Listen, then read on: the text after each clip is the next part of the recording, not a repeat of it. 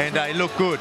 As we welcome in the champion now, Dricus, thanks so much for your time on Fox Sports. We are live across Australia at the moment, and Dricus, we spoke yesterday about you fighting in enemy territory, but it seems that you've got a lot of the crowd behind you. Yeah, I mean, it was absolutely incredible. Of course, we had the Springboks here. It was the loud people. I mean, a dream come true for anybody. I mean, to have your national team here supporting you like we've over the years been supporting them has been incredible. And obviously, yeah, there was a lot of boos, but I mean, there was a lot of cheers too. And you know, even though it doesn't bother you, it's always a fresh breath of air. Yeah, well, one thing that I noticed on there, obviously you got Izzy is always confident, but the confidence that I see, like when you go on the way you hold yourself in the interviews with the crowds and whatnot, doing the open workout. Is it preparation? What is the confidence? You know, you've obviously been here time and time again, and you just seem more confident every time you step in there. Absolutely. I mean, you know, learning from the people that came before you is a big thing for me. I mean, you yourself, you've been there, you've been the top dog for so long, and it's almost like the higher you go, the more hate you get. It's kind of the natural way of things. And if I've been listening to people at any stage in my life, to the masses, I wouldn't even been in the UFC. I would have accepted that I'm not good enough a long time ago, and that's what it is for me. I've always believed in myself, my team, and the people around me that's believed in me, and that's where that self-belief comes from. And you know, you got to stay strong up there. You have to stay strong because there's one crack of weakness, it will be exploited. Yeah, for the sure. tension between yourself and Israel Adesanya has been building for a very long time now. Have you ever gone into a fight with this much passion and emotion behind it? I have to be honest with you, the amount of passion and emotion I'm going into this fight with is exactly the same as I went into my debut with. You know, this fight is as important as that fight. I'm on the biggest stage in the world, representing my country, representing my team, and representing my family name and myself. You know, it's regardless of the magnitude of the fight, at the end of the day, it's still me, still there, winning or losing.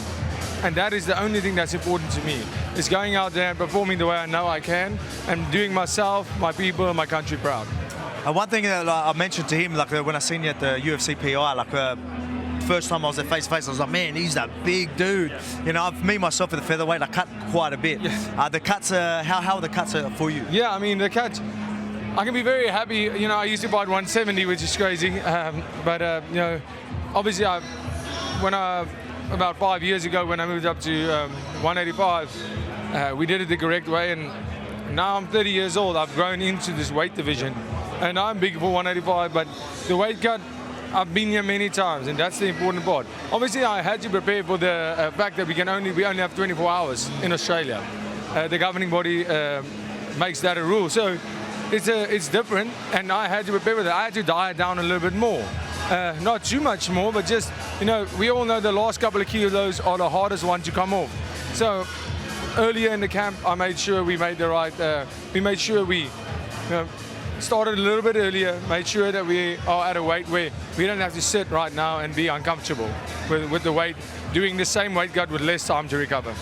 Israel Adesanya is one of the greatest of all time. What, if any, weaknesses do you see in his game, Dricus? Yeah, I mean, there's no arguing that. Being one of the greatest, not middleweights, but fighters ever. 100%. What he's done in the sport and in combat sports in general. And, you know, a lot of people ask me, what weaknesses do you see? At this level, you don't see weakness. There is no such thing as weakness. Right. You see your own strengths, and you see the potential to force somebody to make a mistake and to capitalize on that. And that's honestly how I feel about this fight. This is how I felt for the last couple of fights, fighting at the caliber that I am, the caliber of opponents. You don't see guys out there just, you know, being weak in some area. Otherwise, people way before you would have exploited that, especially not as a champion in the contender level. So, do I see weaknesses? No, I don't. But I do see areas where I can force him to make a mistake and capitalize on that. Yeah, absolutely. And I mentioned earlier to Alexander that we saw that sparring vision of the two of you many, many years ago. What are your memories of that, sparring with this guy? Yeah, man, when I saw the video, I immediately remembered him. I mean, the man still had hair. And it was kind of, I remember that, you know, I was 19 or 20 years old when that happened. That might be you in 5 years. Yeah, you know, exactly that. And when me and him was sparring, I remember him taking me down then, and I was like, no, I think when I saw the video, I remember the session clearly, and I thought, shit, he's a featherweight.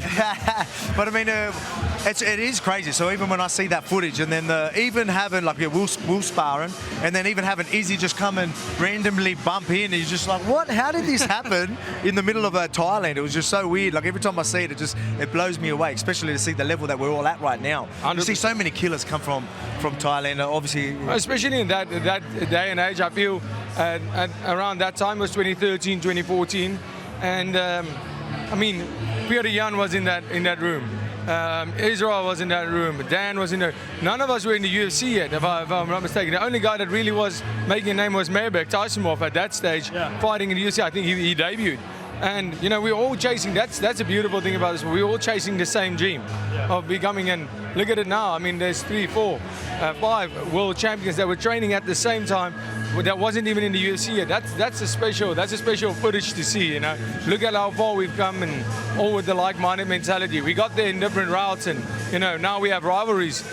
Some of those, but at the end of the day, we started this dream and we started this journey all with the same vision in mind. Well, Dricus, one last one before we let you go. Just on your training, there's vision that came out of your coach Mornay zapping you with a taser if you made a mistake. Isn't that kind of dangerous with the neuroses and the synapses of your brain?